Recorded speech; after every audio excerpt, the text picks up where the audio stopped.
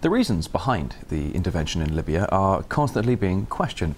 Critics say it's strange that Libya is being targeted in particular when there are several other violent uprisings in the Arab world. RT's Daniel Bushell reports on what else could be motivating the Western powers.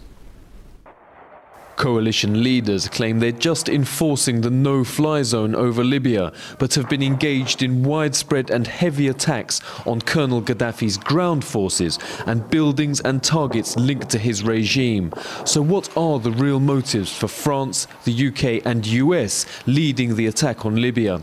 Some say it's pure vengeance. They're certainly settling accounts and taking revenge. Turkey says it's disturbed by France's eagernness to invade, but experts believe Ankara shouldn't be surprised.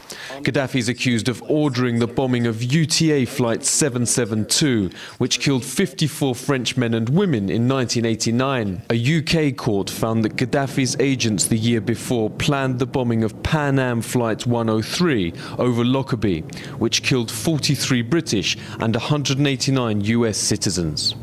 He blew up, his intelligence agency did a terrorist bomb, very similar to the Lockerbie bomb in the UK. It was called UTA Flight 722, and it blew up over Niger with the loss of everyone on board. So I would argue that there's an element of revenge, a very strong element of revenge now. More recently, Gaddafi's hurt French commercial interests. He fined French oil firm Total $500 million.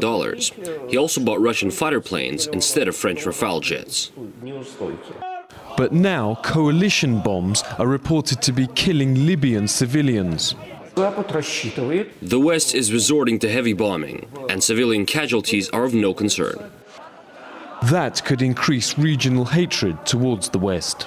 After some time, there will be quite open resistance from the Arab countries.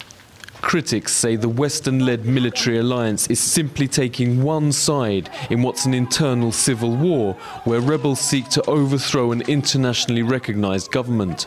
Western forces should be prosecuted, not just for civilian deaths, but also for killing Libyan conscripts. I don't know why people find it okay to kill soldiers when they are attacked by a foreign country, you see? I mean, soldiers are often civilians in uniform, and they have been drafted into the army. As NATO chiefs arrive to plan the next stage of the bombardment of Libya, there are growing calls for them to be held accountable for what they describe in war speak as collateral damage, but which in real language means the death of innocent civilians. The coalition now admits it's hunting Gaddafi. The original reason was only to impose a no-fly zone. The trouble is, the more civilian deaths their bombing causes, the more they risk being accused of the same crimes as Gaddafi himself. Daniel Bushell, RT, Brussels.